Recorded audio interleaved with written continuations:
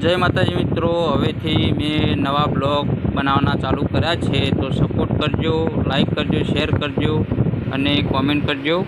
हूँ सवार में नाईने फ्रेश थईने माताजीना चौक में आई गयो तो त्या रिक्शानी राह जोईने बैठो तो टिफिन हतुं जोड़े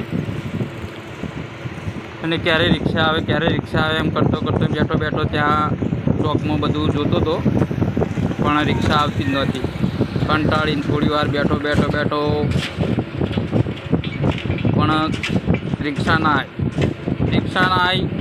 आजूबाजू जोयुं, राह जोई, कदाच छे ने बस आई जशे तो बसनी राह जोई। बसनो टाइम नतो, पछी माताजीनी रजाओमां जोईने दर्शन कर्या। कुळदेवी माताजीनुं 64 अमारुं मंदिर छे।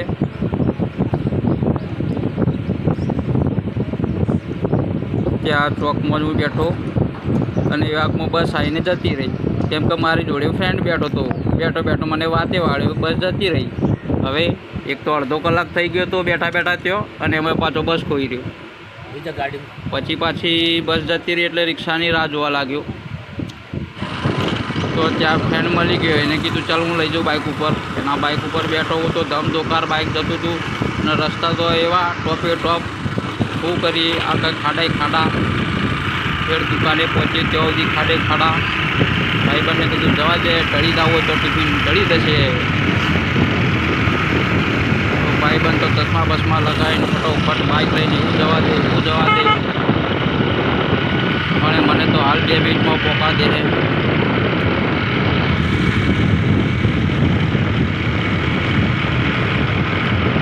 फटोफट નીકળ્યા ત્યાં તો સામે એક દોતાવાળો ટ્રેક્ટર લઈને આવી ગયો, મને એમ કે સીધું ઉપર ચડાવી દેશે પણ માંડ રહી ગયું।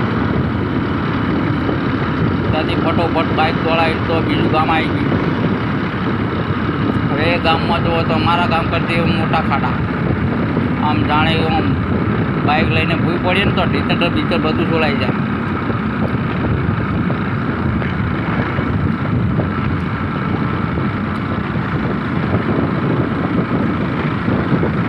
आम तो दुकान गामथी वधारे है नहीं, 4 किलोमीटर ज छे, पण 4 किलोमीटर जता जता तो आखे पहोंची जाए तो जाने 40 किलोमीटर जवा, केम के रस्ता जेवा छे ने मारा नवरा खाड़े खाड़ा।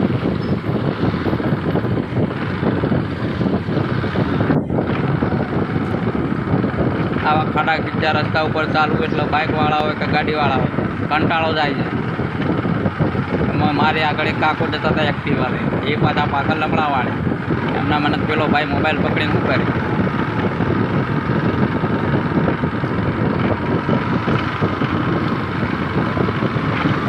मैं पछी भाई बहन ने कीधुं के चल फटाफट तू जवा दे, मारे मोडुं आज थई गयुं छे।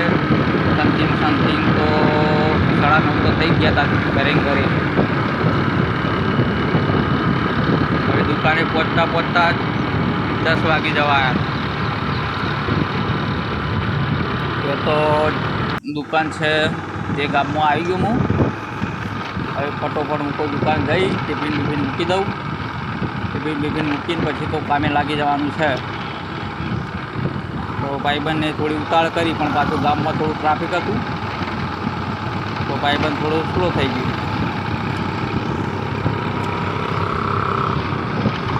एम करता માંડ गाम में रामजी मंदिरे पहुँचा।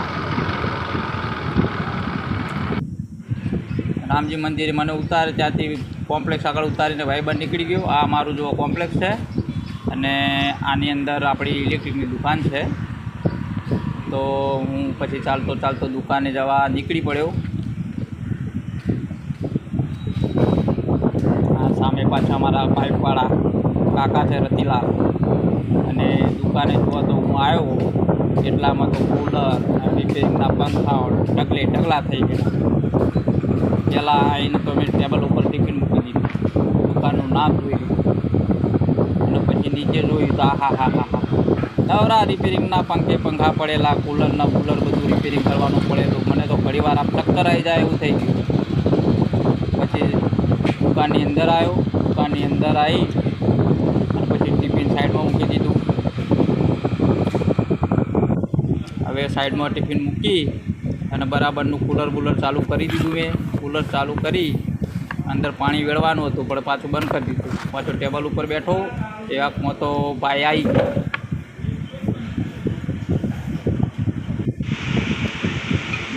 ગયો. એટલે મેં તરત પછી મોબાઈલ સાઈડમાં મૂકીને પછી કામ ચાલુ કર્યું. પહેલો જ પંખો ખોલ્યો.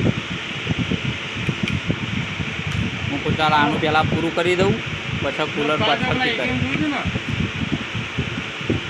પહેલાં પંખો ખોલવાનો ટ્રાય કરતો હતો તો અમે જુઓ તો સ્ક્રૂ જ ના ખોલે ઉપર. એવો ટાઈટ થઈ ગયેલો કંટાળી ગયેલો હું તો એ ખોલતા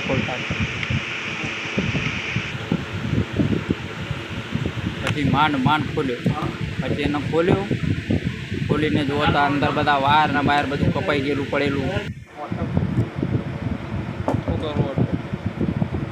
ત્યાં તો મારો પછી ગ્રાહક આવી ગયો. વચ્ચે ગ્રાહક આવ્યો. હું પંખો ચેક કરતો હતો, વાયર બાયર ચેક કરતો, મોટર ચેક કરી, પંખો ચાલુ છે કે નહીં ચાલુ. જોયું તો પંખો બળી ગયેલો હતો. હવે એને બંધાવવાનો હતો. હવે શું કરવાનું?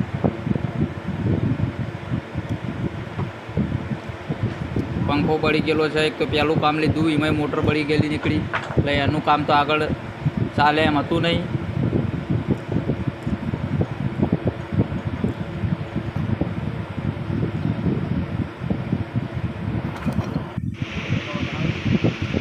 એનું કામ ના થયું એટલે એને ઉપાડીને બહાર મૂકી દીધો. પછી બીજો પંખો લાવ્યો. બીજા પંખામાં તમે જો તો સ્પીડ ના આવે, એ ફરે એટલો ધીરે પંખો ફરે. એટલે મને ખબર પડી ગઈ કે એને બૂસ્ટની તકલીફ થઈ ગઈ. તો પછી આને ખોલવું પડશે. તો મેં ફ્રેન્ડને કીધું, હું ચાલ તાળ વિશાલ મારો ફ્રેન્ડ છે, એ પણ દુકાનવાળો છે, એને કીધું ચાલ તું બ્લોગ બનાય, હું પંખાને ધીરે ખોલું. તો મેં પછી પંખો ખોલવાનું સ્ટાર્ટ કરી દીધું. પંખો ખોલવાનું સ્ટાર્ટ કર્યું એટલે એનો સ્ક્રૂ એવો ટાઈટ હતો તે સ્ક્રૂ ના ખુલે પટ્ટીનું. તે મેં પછી એવું કર્યું, ડાયરેક્ટ પટ્ટી હતી ને પટ્ટી જ પછી આખી ઉખાડી દીધી.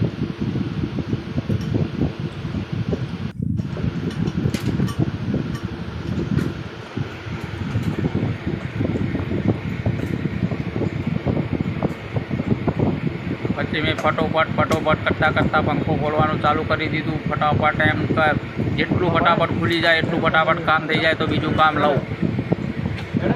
એક બાજુ દુકાનની ગરાગી, એક બાજુ ફ્રેન્ડ ઉભેલા, દુકાને ટ્રાફિક થઈ ગયેલું, વચ્ચે હું રિપેરિંગ કરવા બેઠેલો હોય.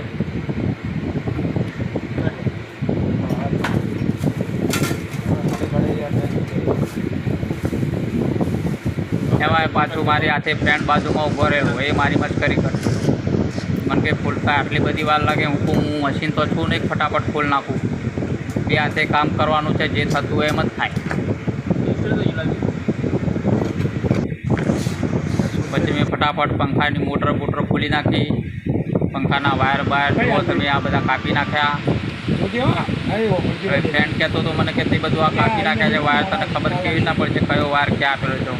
હું આટલા વર્ષથી કામ કરું છું, કારીગર છું, તો એટલી તો ખબર પડવી જોઈએ ક્યારે વાયર ક્યાં આવતો છે. પછી મેં મોટરના બધા સ્પેર પાર્ટ ખોલીને ટેબલ ઉપર મૂકી દીધા. આખું એન્જિન ખોલીને ઢગલો કરી નાખ્યું. અને પછી લાગી ગયો કામે ફટાફટ. બધું તમે જોવા વચેડા બધા ખુલ્લા કરી નાખ્યા છે. અંદરની સાફિંગ રોટર બોટર બધું બહાર કાઢી નાખ્યું. હવે એમાં પાછો એક નવો પ્રોબ્લેમ થયો. એ પડખા હતા બુશ કંપની ફિટિંગના હતા. બુશ બદલાય નહીં. એ વાકમાં વચ્ચે કાકો આવી ગયા કૂલર લઈ. તો મેં ફ્રેન્ડને કીધું ચાલ તું કૂલર ખોલી દે, હું ચેક કરી લઉં છું. તો પાછી એ મોટર સાઈડમાં મૂકીને કૂલર રિપેર કરવા આવડી ગઈ પડ્યા. એક તો પેલું કામ પૂરું ના થયું ત્યાં વચ્ચે બીજું કામ આવ્યું. તો પાછો હું કૂલર રિપેર કરવા ચેક કરવા પહોંચ્યો. કૂલરની અંદર જોયું તો સ્વીચો બીચો બધું બળી ગયેલું, વાયરિંગ બળી ગયેલું. હવે શું કરવાનું? 1 કલાકનું બીજું કામ હતી ગયું. તો પછી ફ્રેન્ડને કીધું ચાલો હું આનું વાયરિંગ કરી નાખું છું નવું. એમ કરતાં પાછો હું વાયરિંગ કરવા વળગી પડ્યો. પેલી મોટર તો ટેબલ ઉપર એમને એમ પડી છે. હવે હજી એ કામ પૂરું નહીં થયું ને નવું કામ ટેડ્યું જ આવે છે વચ્ચે.